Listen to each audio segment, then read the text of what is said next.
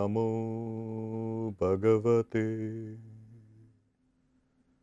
Ramakrishna. Om. Salutations to Bhagavan Ramakrishna. Before we go into the 6th class of Unpacking Yoga Teachings and Practices, we'll briefly mention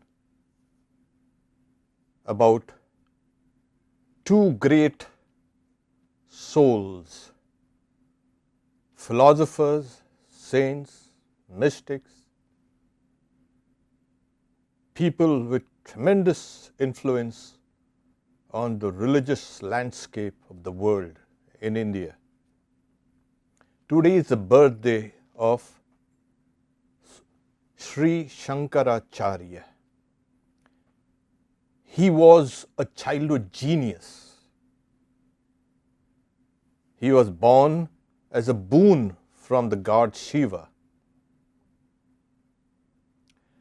And by the age of 6, he had mastered all the scriptures, the Vedas, which are extensive. Then he went out all over the country in that young age to preach the doctrine of Vedanta, Advaita Vedanta. His intellectual acumen is still despaired of by even today people who try to study his works. It's amazing. He intellectually, spiritually, philosophically held up the doctrine of the Vedas. And what we know as Vedanta today is his major contribution. He has captured the imagination of people for centuries. He was born in 561 Common Era. It's amazing how tremendous a person's work can be. So today is his birthday. It's also the birthday of another great teacher, Ramanujacharya. He was born in 1017 Common Era. He lived for 120 years. Shankaracharya, he lived for 32 years. Their collective impacts have been tremendous. He was the founder of the qualified non-dualistic philosophy of Vedanta. It's called Vishishta Advaita. Shankaracharya was Advaita Vedanta. Ramanujacharya was Vishishta Advaita. These are spiritual realizations, and these formed the backbone of the Indian systems of philosophy. There are 6 major systems of philosophy. Vedanta is one of them. And amongst the Vedanta schools, these 2 schools are the most prominent. That being said, I think we can now proceed to Unpacking Yoga. To briefly recap what we had the last time, we had spoken about this universal force called prana. Everything in this external world, electromagnetism, strong, weak, gravity, etc., everything what you feel as fundamental forces, and they are trying to unify them, and they will unify all of them, because the Indian sages had already unified them into one fundamental force. Whether you call it the earthquake, the volcanoes, the tsunamis, and anything, everything comes down to some of the fundamental forces known to physics. These sages went down below and found a fundamental unity between all these forces and called it prana. And they made one huge leap, and that is, these forces not only work externally, but everything internally. Our respiration, metabolism, and everything is functioning under that same force. So they unified it externally, they unified it internally. They made it one. That was one of the great contributions. And this prana, as we know, the highest manifestation of this force, it's like this, its energy, which is translated into force, and this force, all force works on matter, materials, substances. So force and matter is complementary. So these forces are working inside, outside, everywhere, and they are called prana and akash. That's a universal substance associated with everything. Whether you take the periodic table, everything is just nothing but a rearrangement of a few kind of atoms. So fundamentally, matter is one, force is one, force and matter are one, they had said. Now, before we can go a little deeper into this was the recap of last time. So the highest and finest manifestation of this force and matter is in thought, and still higher, it's the light of understanding, as Swami Vivekananda says. This light of understanding is nothing but the work of force, prana and akash. So when we talk about pranayama, what's happening actually? If you can have a control over prana, you have an almost unlimited power over the universe. And people think it's just a breathing exercise. So these sages followed the principle of the one becomes the many. And that's what we see all over. It is the one becoming the many. So this one force is becoming external, internal, one universal substance becoming everything internal, external, including the neurons and the brain and everything. So this is that great, you can say, unification. Though the force and matter is one single, but it has three qualities called technically sattva, rajas and tamas. Sattva is light and luminosity and peace and joy and happiness and everything associated with knowledge and love. The second quality of this matter and force is passion, aggressiveness, the desires, the pugnacity, the desire for selfishness, etc., etc. Everything that impels one, traps one, kills one is this. And then the lowest vibration of this force is tamas, which is indolence, darkness, ignorance, stupidity, everything associated with that. So though material are one, the force is one, they are complementary, yet we see that there are three qualities in this. And the whole universe is a permutation and combination of these three qualities. Okay. It is in plants and animals and birds and insects and everywhere. Okay. Now, I wanted to give you this basic understanding of what is prana.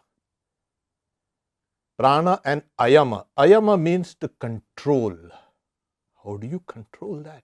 How do you control this vast universal energy? I mean, it's just impossible. Yes, it is difficult, not impossible. And the yogi desires to manipulate the forces within the body to get a control over the forces here within, and then it becomes applicable everywhere. So, it is just nothing but the workings and the manipulation and the perfect control over prana. Okay. It's nothing to be frightened about. These powers are there within you. Okay. So, as we start practicing this control of the breath along with mindfulness, I had mentioned that we are going to have a kind of a mindful breathing practice. That's the idea. So, what happens in this case? Whenever you apply your awareness of mind to any work, it becomes strong and powerful. If you are doing some exercises without the mind being there, without you being present, it's just a kind of a mechanical thing. So, to complement both, because what we are doing is the mind is there, my mind at least, and my breath is here. Mind is here, breath is here. These two things have become so disconnected. My breathing is automatic, instinctive. As we have mentioned, it is under the control of the autonomic nervous system. It just goes on. You don't need to think about it. Why am I breathing? Only when there's difficulty in breathing, I can. And we know these more than 2 years of pandemic, it has become difficult breathing. And there you bring your attention there. Okay. Now, when you join both together, you have a kind of powerful combination. And that is what this whole yogis, yoga, and the practitioners of yoga want this. Now, breathing is no longer under the autonomic nervous system. It is now their control. So, the yogi can bring this entire autonomic system under his or her control. And the way is through breath. Okay. Well, as I said, it's unpacking yoga practices, teachings and practices. We are going, as we have seen the last 5 sessions, that we have been practicing some basic, you can say, exercises. So, those who have been with us in this journey can sit down and meditate. I'll guide you through it. These initial steps might sound silly. They are in a way silly. But this is the step which most people miss, and then they get bogged down. They are just stopped after a few steps. They think this is kind of meant for juveniles or with children, childish. No, they are extremely essential, and that's the reason why for the last 3 or 4 classes I've been trying to drill this into you so that you can get it right. So, please sit down straight. Keep your neck, your head and your spine in a straight line, please. Square your shoulders and drop them and relax. Don't close your eyes yet.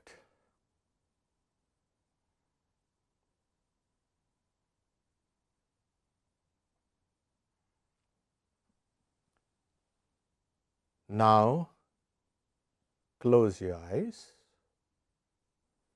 and gaze, as it were, at the point on your chin or just outside your chin, an imaginary spot. Fix the gaze there, please.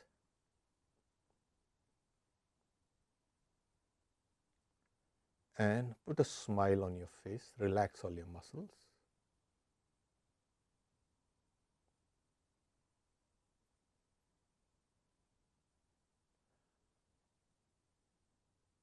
Let your tongue be free inside. Relax. Don't let it touch the palate.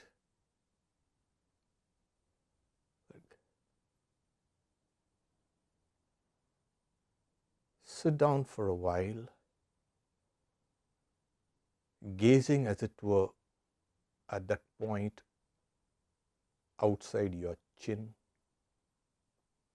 Don't visualize anything. As the eyeballs become still, your breathing also becomes slow.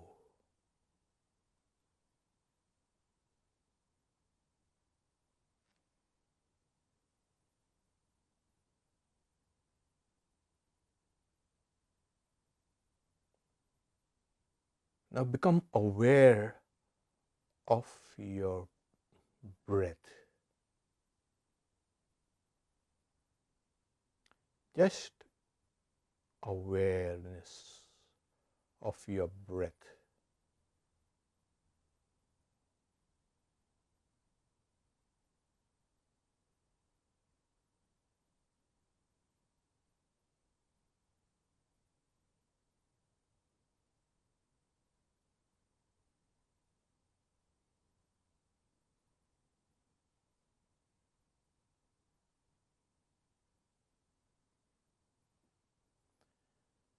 Okay, let's break it slowly. Take a long deep breath. Open your eyes, please. We'll have another practice session. In the meantime, I want to give you another dimension of what is this prana. So you are aware of the breath within you. Okay. That's the first stage of entering inside. The mind, as it was scattered outside, it's being hauled in, which is essential. Now, I'm going to present to you another aspect, like I said, of pranayama, but this is more on the cellular level. The basic building block of life is the cell. Okay. Now, each cell is known to show polarity. There are positive and negative poles in the cell. There's a 1.4 kind of very low voltage. Each cell has a kind of, it's like a kind of a battery, a chemical battery, chemical electric battery. I won't go into the details, scientific details, the biological details of this thing. But this one small cell, and there are about 200 different types of cells in bodies, and there are more than 50 to 70 trillion cells in a body. Each cell, if you ever get a chance to see some of the videos, how these amino acids are folding and again repeating itself, and how they disengage and engage, it's mind blowing. Nobody can ever say what they know everything what goes on in the cell. The bottom line is, it is intelligent. The cell is doing its work even without you knowing it. But how do all the cells, when we look at ourselves or we think of ourselves as a unit. We never think of trillions of cells working independently. There is a kind of a coherence and harmony in every organic system. That is because there is something called the mind. Every system, every cell is working with the other cells as a unit because of the one controlling factor called the mind or consciousness. Yes, amazingly, it is this consciousness or mind which is regulating, and the body and the cells responds to this. Okay. Now, within the body, we find there is the mind itself gets an input from the various cells, both internal growth factors, enzymes, hormones itself are constantly signaling to the mind that this is my internal state. And from outside, things are coming out inside. Form, taste, touch, sight, all these vibrations coming out from. So there is a kind of a coherence. The mind is functioning in a way that is going to keep everything in order here. It's getting inputs from outside as well as from the mind, from the body. Okay. It is found bad food and bad everything creates diseases and makes the mind stupid. It's also found good thoughts, good deeds, and all the things that are good have a kind of a healthy impact on the cellular level. It's amazing. So, we need to know what exactly we are putting into the mind, and the mind then will kind of. So, toxins and stress and all these things, they disturb the mind, and when the mind is disturbed, the body correspondingly gets disturbed. It's poisoned. Now, to get into this mind through the body, because right now we feel we are the body, and that's what. Yeah, if you say, hey, who are you? I'm so and so. You refer yourself to your own existence, your body, bodily existence. The best way to go within the mind is through the body, and the most obvious manifestation of this bodily channel is the breath.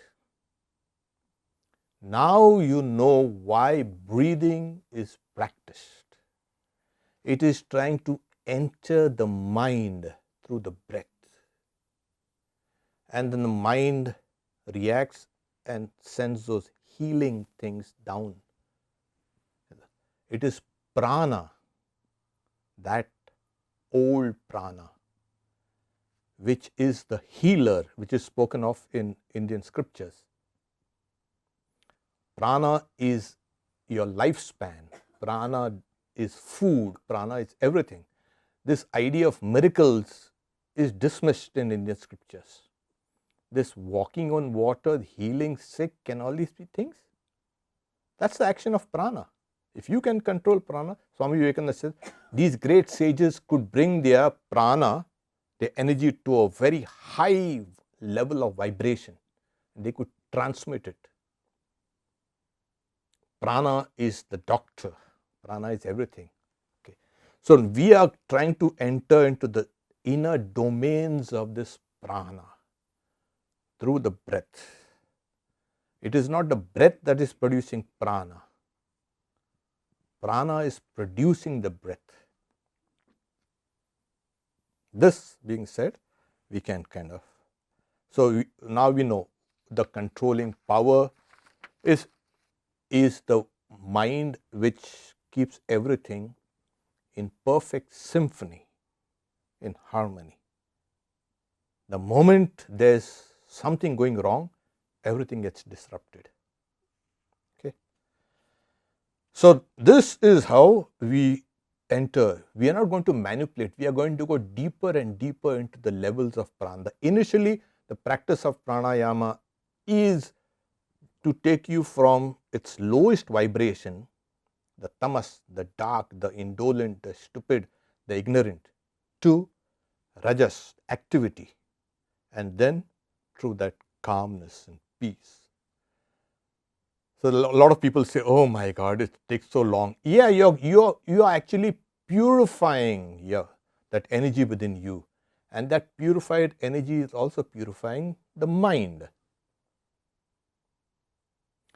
One of the ways is through food. You have pure food, sacramental food, and that purifies the body and purifies the prana and then purifies the mind.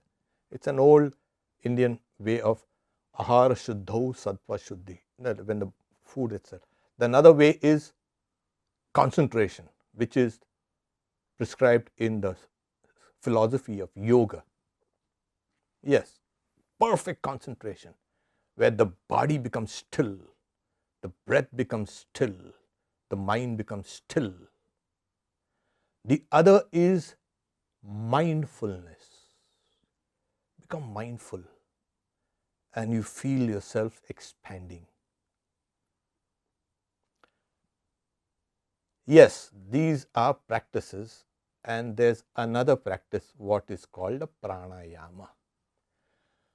We will not go into the details of this pranayama. The basic lessons we will teach you, because that needs too many conditions to fulfill, the higher forms of pranayama. So the basic is, as I said, the purification of the nerves, nadi shuddhi. Without this purification of your inner, you can say, subtle nerves or astral tubes, what you will say, yoga can just take off. It needs a degree of purification. And as you said, breathing, and it is found deep breathing just, you can say, activates these lymph glands and the fluid, and runs everywhere, and you feel good. So we are entering the realms of yoga through different channels, through mindfulness, through concentration, through a little of breath control, and also through the stillness. Okay. Now, if you have 3 or 4 engines, use all of them. That's the idea. It's not, there's no sequence here, 1, 2, 3, 4. So to get this into practice, we had done a little of it last time. We are going to repeat it this time also. It's called the purification of the nerves. So this purification of the nerves, as well as the posture, starting with the posture, we will do it again. So please sit down comfortably, straight. As I had mentioned, you can keep your right palm in your left. Put it like this. Square your shoulders, straighten your neck, keep the chin up, and that is a sign of alertness. If your chin drops down, that's indolence. Your attention is going to waver. Relax all your facial muscles. Close your eyes. Once again, gaze at that point just outside your chin or on the chin. No visualizations, please.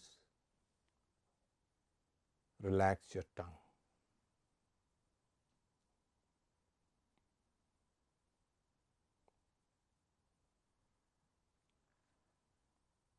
Become aware of yourself.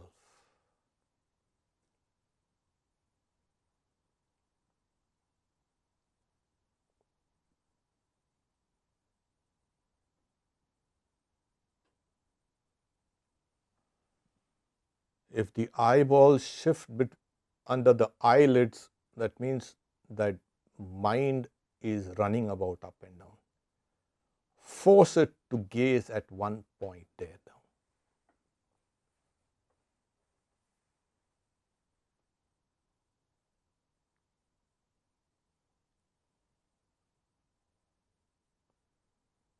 See that your tongue is still.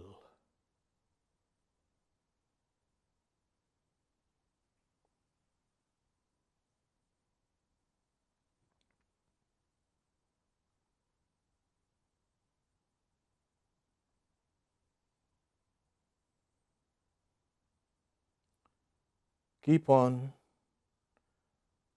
being aware.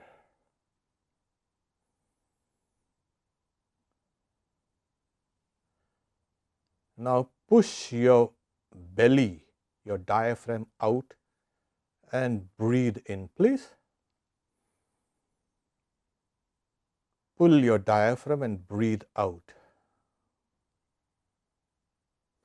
Do it slowly with awareness. Once again, push your diaphragm out.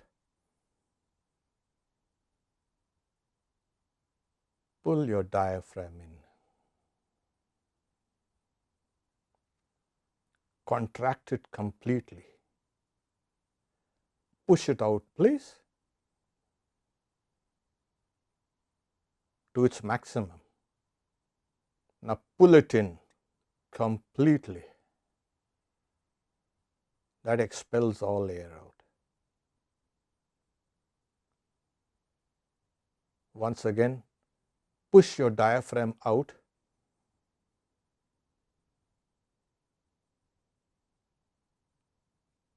Pull it in.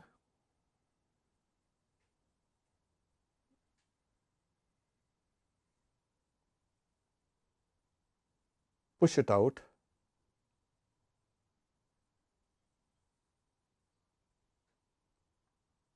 Pull it in. And now stop breathing. Don't exhale. And feel your heart thumping all across. That thump is going around to all parts of your body.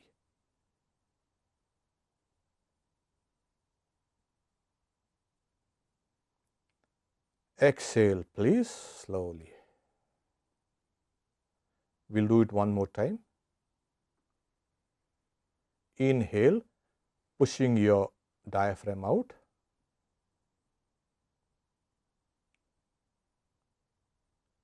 Exhale, pull it in, your diaphragm. Hold it and feel your whole body with this lub dub.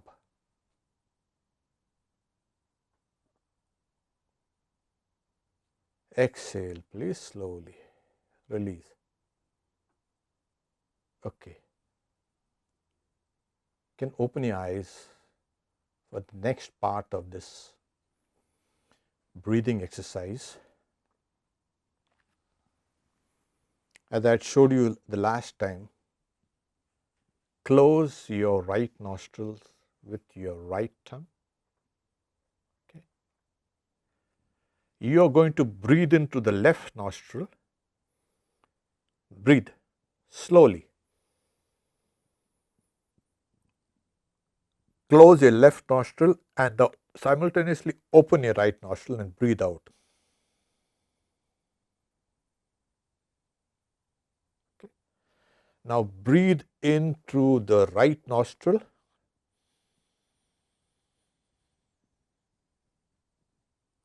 Shut it, open the left nostril and exhale.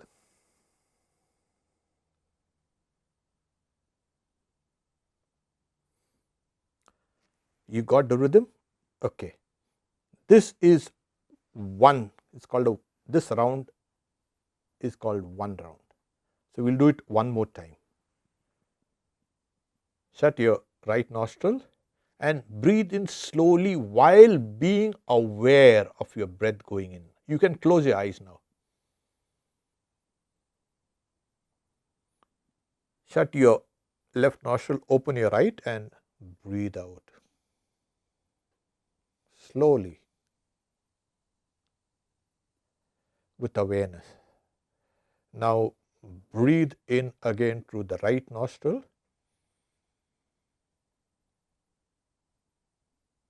Shut it, open the left nostril and breathe out.